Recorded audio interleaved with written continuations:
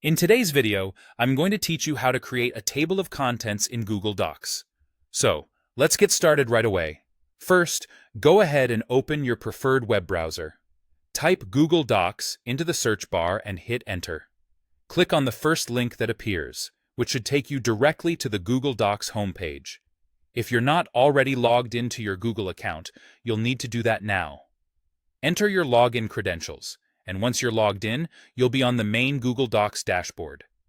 From here, you have the option to open an existing document or create a new one. If you've already got a document you want to work with, click to open it. If you're starting fresh, click on the plus sign that allows you to create a new document. Now with your document open, it's time to decide which parts of your text should be headings, as these will form the basis of your table of contents.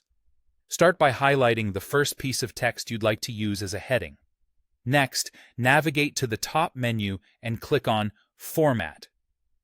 From the drop-down menu, hover over Paragraph Styles, which will give you several options for heading styles.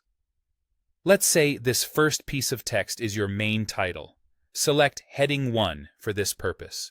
For any subtitles, consider using Heading 2 or Heading 3, depending on the hierarchy and style you want to achieve.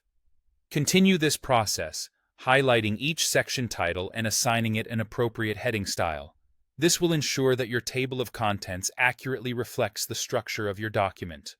Once you've set your headings, the next step is to insert the table of contents itself. Choose where you'd like the table of contents to appear.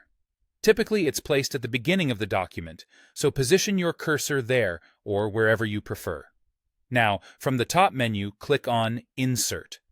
A drop-down menu will appear, guiding you to Page Elements. Glide over this option and click on Table of Contents. At this stage, you'll be presented with a few style choices, such as plain text, a version with dots, or one that includes clickable links. Select which style best fits your document's overall aesthetic. And there you have it, a fully functional table of contents in your Google Doc.